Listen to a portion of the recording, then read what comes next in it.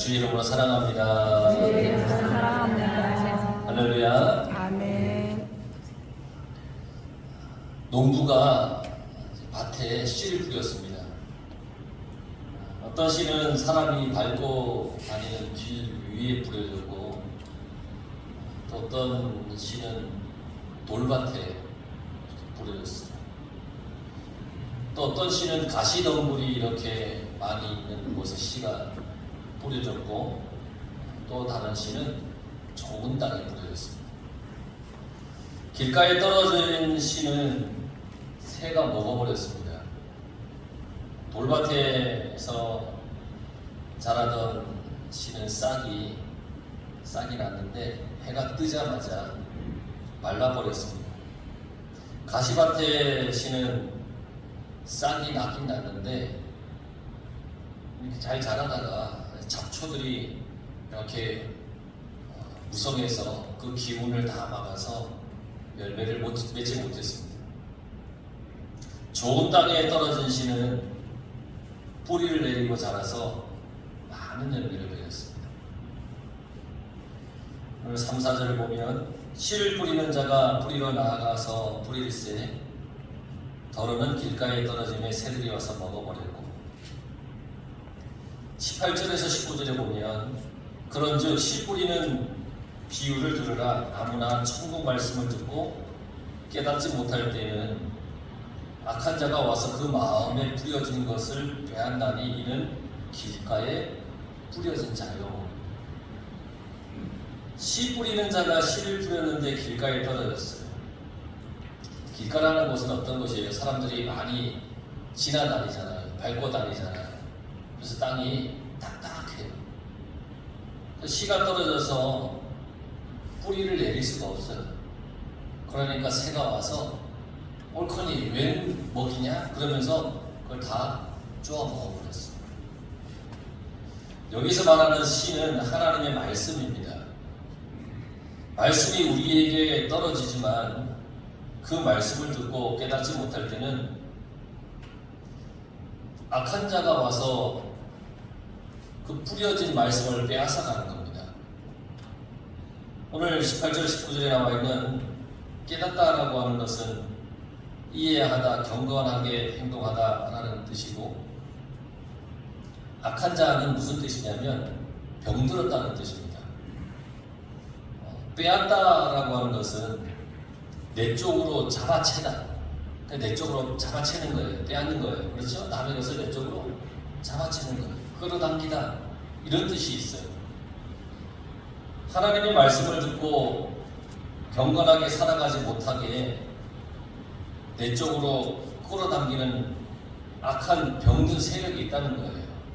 우리가 하나님 말씀대로 경건하게 살지 못하도록 우리 속에 있는 그 경건하게 살려고 하는 그 마음을 빼앗아가는 세력이 있다는 거예요. 말씀을 듣고 경건하게 행동해야 됩니다. 그렇지 않으면 나를 잡아채서 병들게 하는 다른 악한 그 사람이, 악한 자가 다가와서 나에게 있는 은혜를 다 빼앗아갑니다. 길가와 같은 마음은 말씀에 관심이 없는 그런 마음인 겁니다. 그래서 말씀에 대해 마음이 굳어져 있는 심령, 이게 길가에 뿌려진 씨앗이지. 하나님의 말씀을 뿌렸는데 하나님의 말씀에 대해서 관심이 없는 거예요. 그게 길가와 같은 심령이라 성경은 말씀하고 있어요. 5절 6절에 보면 더러는 흙이 얕은 돌밭에 떨어짐에 흙이 깊지 아니하므로 곧 싹이 나오나 해가 돋은 후에 타서 뿌리가 없으므로 말랐고, 이거와 병행되는 구절이 20절에서 21절이에요. 돌밭에 뿌려졌다는 것은 말씀을 듣고 즉시 기쁨으로 받되 그 속에 뿌리가 없어 잠시 견디다가 말씀으로 말미암아 환난이나 박해가 일어날 때에는 곧 넘어지는 자요. 그렇게 얘기를 했습니다. 흙이 얕은 돌밭에 떨어진 씨는 싹이 나긴 해요. 근데 뿌리가 없어서 해가 뜨자마자 말라버리는 거예요. 예수님은 흙이 얕은 돌밭과 같은 그런 마음이 있다고 분명히 말씀하셨어요. 하나님의 말씀을 들으면 그 즉시 기뻐요. 금방 은혜를 받아요. 너무너무 좋아요. 여기까지는 좋은 맛과 다를 바가 없습니다. 잘 듣고 잘 믿고 잘 배웁니다. 예배를 드리고 말씀을 들으면서 막 기뻐합니다. 그런데 뿌리가 없습니다. 그래서 환난이나 박해가 오면 금방 넘어지고 맙니다. 뿌리가 약하면 작은 바람에도 금방 넘어지고 금방 뽑히고 만다는 겁니다. 뿌리라고 하는 것은 사도 바울의 말에 의하면 두 발로 굳게 서서라고 그렇게 사도 바울이 이 뿌리에 대해서 해석을 했습니다. 에베소 교우들에게 이렇게 얘기했습니다. 그리스도께서 너희 마음에 계시게 하고 너희가 사랑 가운데에서 뿌리가 박히고 터가 굳기를 바란다. 여기서 뿌리가 박히고라고 하는 말이 믿음 위에 두 발로 굳게 서서라고 하는 그런 말입니다. 뿌리라고 하는 것은 굳게 서는 겁니다. 말씀으로 말미암아 환난이나 박해가 일어날 때 뿌리가 없는 사람은 말씀으로 말미암아 환난이나 박해가 일어날 때 환난이라고 하는 여기서 말하는 환난의 의미는 내 내면에 일어나는 괴로움과 고뇌를 얘기합니다. 환난. 박해는 외적인 핍박을 말합니다. 그러니까 조금만 힘들어도 금방 믿음을 잃고 냉담해지는 거예요. 이게 돌짝밭에 뿌려진 그러니까 씨앗이에요. 돌짝 같은 마음인 사람이죠. 조금만 힘들어도 금방 믿음이 사라지는 거예요. 신앙생활에는 믿음도 있어야 하고 그 믿음을 지탱해주는 인내도 끈기도 있어야 됩니다. 그게 있어야 됩니다. 그게 뿌리예요. 실제로 보면 덜어는 가시떨기 위에 떨어짐에 가시가 자라서 기운을 막았고 이것과 병명되는 게 22절의 말씀. 가시떨기에 뿌려졌다는 것은 말씀을 들으나 세상의 염려와 재물의 유혹에 말씀이 막혀 결실하지 못하는 자요. 가시떨기에 떨어진 씨는 싹이 나긴 합니다. 그러나 이 잡초 틈에서 짓눌려서 자라지 못합니다. 잡초가 많은 마음밭이라는 겁니다. 가시떨기에 떨어진 씨예요. 잡초들 때문에 잘 못 자라는 거예요. 이걸 요즘 아주 뭐라 할까요? 아주 생생하게 제가 이것을 목격하고 있습니다. 요즘 이 옆에 뿌려진 씨를 보면 풀이 왜 이렇게 많이 자라는 걸 보이나요? 근데 이놈의 풀 때문에 이 씨앗들이 자라지 못하는 거예요. 아, 그렇구나. 이 씨 뿌리는 비유를 주님께서 저에게 가르쳐 주시려고 제 아내에게 그렇게 씨를 많이 뿌리게 하셨구나. 이렇게 보면 잡초가 자라지 못하게 기운을 막는 거예요. 여러분, 말씀을 듣고 성경 공부도 잘하고 성경 지식도 풍부해요. 그러나 마음에 잡초가 많아요. 잡초. 그 잡초가 세상의 염려와 재물의 유혹이라고 했어요. 신앙생활은 잘하긴 해요. 교회에 잘 다녀요. 그러나 쾌락과 유혹이 오면 쉽게 넘어져요. 말씀을 듣긴 하는데 말씀보다 세상 것을 더 좋아해요. 말씀을 듣기는 하지만 생활의 염려와 재물로 사로잡혀 있어요. 신앙생활 잘하지만 아유, 돈 없다고 그냥 투덜투덜거리고 신앙생활 잘하긴 하지만 세상의 어떤 친구들이 유혹하면 거기에 홀랑홀랑 넘어가는 거예요. 어떤 부의 유혹, 물질의 재물의 유혹. 말씀이 아닌 다른 것에 대한 욕망이 이 가시덤불처럼 가득해서 나에게 있는 이 말씀을 막 질질히게 하는 거예요. 잘하지 못하게 하는 거예요. 신앙생활이 그래서 세속적으로 변해버리는 거예요. 신앙생활을 열심히 하는 것 같은데 세상과 병행하면서 막 그렇게 살아가는 거예요. 그러니까 세상의 유희와 쾌락에 막 휩싸여서 살아가는 거예요. 그러니 여러분, 우리는 건강을 위해서 우리의 몸을 단련하듯이 우리는 거룩 그리고 경건의 훈련과 연습을 매일매일 해야 됩니다. 8절에 보면 더러는 좋은 땅에 떨어짐에 어떤 것은 100배, 어떤 것은 60배, 어떤 것은 30배의 결실을 시행합니다. 23절과 변인데 좋은 땅에 풀어졌다는 것은 곧 말씀을 듣고 깨닫는 자니 결실하여 어떤 것은 100배, 어떤 것은 60배, 어떤 것은 30배가 되느니라 하시더라. 좋은 땅에 떨어진 씨는 이 자라서 많은 열매를 맺습니다. 좋은 땅과 같은 마음밭이 있다는 겁니다. 말씀을 듣고 깨닫는 사람입니다. 말씀을 듣고 깨닫는 사람. 깨닫다라고 하는 말은 이해하다, 경건하게 행동하다 이런 뜻을 가지고 있어요. 깨닫는 거예요. 말씀을 듣고 이해하고 깨닫고 경건하게 행동하는 거예요. 그러니까 깨닫는 것은 이해만 해서는 안 됩니다. 경건하게 내가 행동을 하며 살아야 됩니다. 이게 깨닫는 겁니다. 너 알아들었어? 하고 아이들에게 얘기를 하면 알았대요. 그런데 똑같이 그냥 야단 맞기 전처럼 행동을 해요. 이건 깨닫는 게 아니에요. 깨닫는 게 아니에요.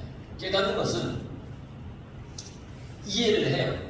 그리고 그대로 행동까지 이어져야 돼요. 이게 깨달은 거예요. 이런 사람은 생활하면서 말씀의 복을 누립니다. 말씀대로 사는 것이 기쁘고 즐겁습니다. 말씀이 기초가 되니까 사탄의 유혹도 이겨냅니다.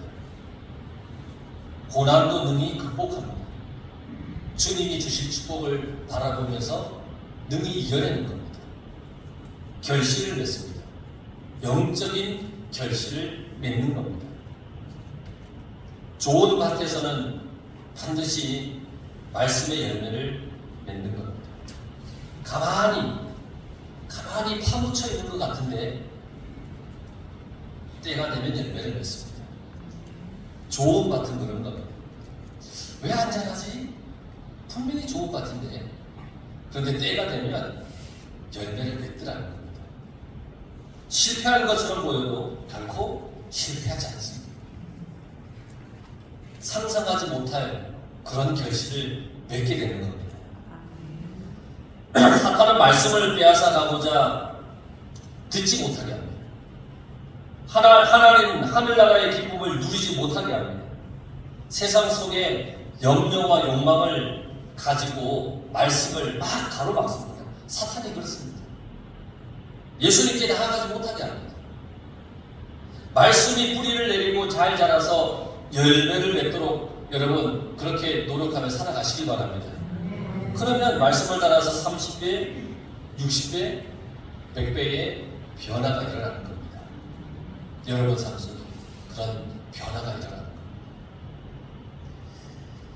1절부터 3절을 보십시오. 그날 예수께서 집에서 나가사 바닷가에 앉으시매 큰 무리가 그에게로 모여들거늘 예수께서 배에 올라가 앉으시고 온 무리는 해변에 서 있더니 예수께서 비유로 여러 가지를 그들에게 말씀하여 이르시되 씨를 뿌리는 자가 뿌리러 나가서 예수님의 이 말씀은 비유라고 말씀하셨습니다. 10절에서 11절을 보세요. 제자들이 예수께 나와 이르되 어찌하여 그들에게 비유로 말씀하시나이까? 대답하여 이르시되 천국의 비밀을 아는 것이 너희에게는 허락되었으나 그들에게는 아니 되었나니. 예수님의 말씀을 믿고 받아들이는 사람에게는 비유를 사용할 필요가 없지만 믿으려고 하지 않고 받아들이려고 하지 않는 사람에게는 비유를 사용할 수밖에 없다는 얘기입니다. 예수님의 말씀을 받아들이는 사람은 뭐 다른 어떤 비유를 얘기하지 않아도 아멘 합니다. 알아듣습니다. 설교자가 여기저기서 뭐 이해와 저런 예화만 있는 얘기 없는 얘기 막 끌어들이지 않아도 믿고 받아들이는 사람은 무슨 얘기인지 금방 알아듣습니다. 그런데 깨닫지 못하니까 비유를 사용할 수밖에 없다는 겁니다.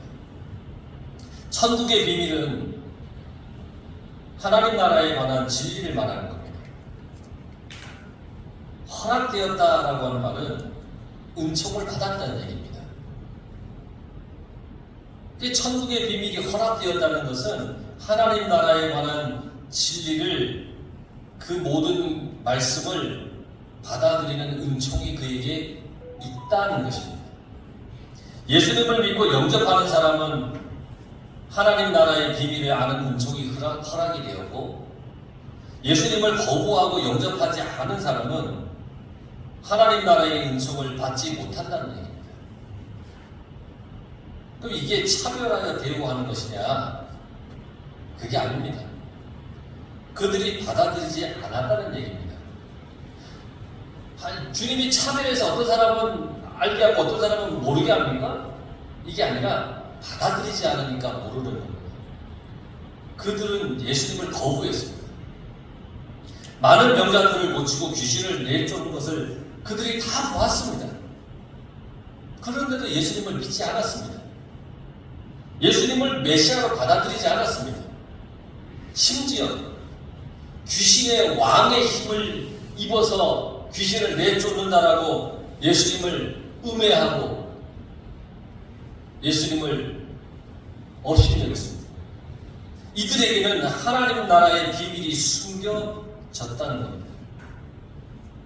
이들에게는 들려지지 않는 겁니다. 안 들려지는 거예요. 그래서 12절에 무릇 있는 자는 받아 넉넉하게 되되 없는 자는 그 있는 것도 빼앗기리라 이렇게 말씀하셨습니다. 예수님의 말씀을 믿고 받아들이는 사람은 말씀의 뜻을 알아듣고 하나님 나라에 가까이 가는 은총을 받았지만, 믿지 않는 사람은 하나님 나라에서 점점점 멀어진다는 거예요. 있는 자는 하나님의 은총을 받아서 더 많은 열매를 맺기 위해 노력하는 사람입니다. 그게 있는 자입니다. 여러분, 있는 자가 되시기 바랍니다. 더 열심히 예수님의 말씀을 믿으려고 받아들이려고 노력하는 사람, 이게 있는 자예요. 있는 자. 근데 있는 자는 더 넉넉해지는 거예요. 없는 자는 하나님의 은총을 받지 못한 사람이에요. 예수님의 말씀을 믿으려고도 받아들이려고도 하지 않는 사람이에요. 이게 없는 사람이에요. 이런 사람은 있는 것도 빼앗긴다고 했어요.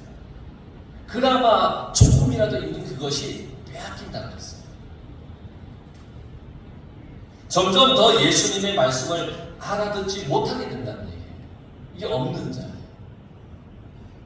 13절에 보세요. 그러므로 내가 그들에게 비유로 말하는 것은 그들이 보아도 보지 못하고 들어도 듣지 못하며 깨닫지 못합니다. 비유라고 하는 것은 알아듣기 쉽게 하려는 거예요. 그런데 예수님을 거부하는 사람에게는 이 비유도 수수께끼처럼 들린다는 거예요. 들어도 듣지 못하고 보아도 보지 못한다는 거예요. 여러분, 쉽다고 알아듣는 게 아니에요. 믿음이 없으면 아무리 쉬운 것도 알아듣지 못해요. 믿음이 없으면 그래요. 물론 우리 교우들은 믿음이 풍성해서 제가 뭐 한마디 하면 10가지를 다 알아들으세요. 정말 그렇게 하는 저는 알아요. 그런데 정말 믿음이 없으면 아무리 쉽게 얘기를 해도 알아듣지 못하는 거예요. 아무리 들어도 예수님이 누군지 몰라요. 아무리 표정을 보여줘도 예수님을 알아보지 못해요. 믿음이 없으면. 설교를 들어도 모두가 은혜를 누리는 것이 아니에요. 예배를 드려도 모두가 하나님의 은총을 누리는 게 아니에요. 깨닫지 못하는 사람도 있고 보지 못하는 사람도 있다는 거예요. 이건 다 믿음 때문에 믿음이에요. 믿음. 예수님에 대한 믿음이 없으면 하나님 나라의 비밀, 그 진리를 알아듣지 못하는 거예요. 그러니 여러분 속에 주님이 주시는 믿음이 날마다 풍성하길 간절히 바랍니다. 믿음의 뿌리가 깊이 내려져야 됩니다. 설교도 그래요. 설교자와 믿음이 깨지면 은혜를 받지 못하는 거예요. 그렇지 않아요? 여러분, 설교를 들으면 은혜가 되십니까? 감사합니다. 설교자와의 믿음이 있기 때문에, 맞아, 우리 목사님이 정말 열심히 하나님의 말씀을 기도하고 열심히 연구하고 묵상하고 그렇게 해서 우리에게 전하는 거야. 맞아, 저 말씀이 생명의 말씀이지. 나는 믿음이 있을 때 그 말씀이 은혜가 되는 거지. 에휴, 목사님 그냥 그 말씀이고 아휴, 별로 준비도 안 하는 것 같고 막 그런 마음으로 말씀을 들으면 은혜가 하나도 안 된다는 거예요. 여러분 속에는 늘 믿음이 충만하길 바랍니다.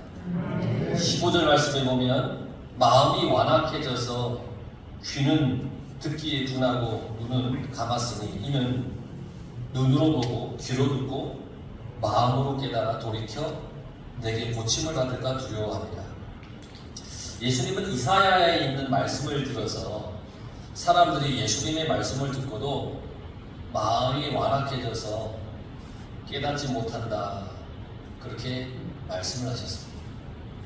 오늘 이 비유의 말씀을 주님께서 이렇게 하시면서 깨닫지 못하는 자가 되지 말고 깨닫는 자가 되어야 된다, 그렇게 우리에게 분명히 말씀하고 계십니다. 이 말씀을 묵상하는 어느 목사님의 마지막 결단과 고백인데, 이 고백과 결단이 우리의 고백과 결단이 되었으면 좋겠어요. 예수님은 악한 자가 와서 마음에 뿌려진 씨앗을 빼앗아가지 못하게 하라고 하셨습니다. 저는 악한 자가 제 마음을 빼앗지 못하도록 할 것입니다. 제 마음이 길가와 같이 굳어지지 않도록 제 자신을 살피고 하나님 앞에 더 회개하고 엎드리겠습니다. 말씀과 찬양과 눈물의 기도로 제 마음이 굳어지지 않도록 힘쓰겠습니다. 예수님은 기쁨으로 말씀을 받고 신앙생활을 하다가 환난이나 박해가 오면 금방 기쁨이 잃어버리지 않도록 주의하라고 하셨습니다. 세상의 염려와 재물의 유혹으로 말씀의 은혜가 막히지 않도록 주의하라고 하셨습니다.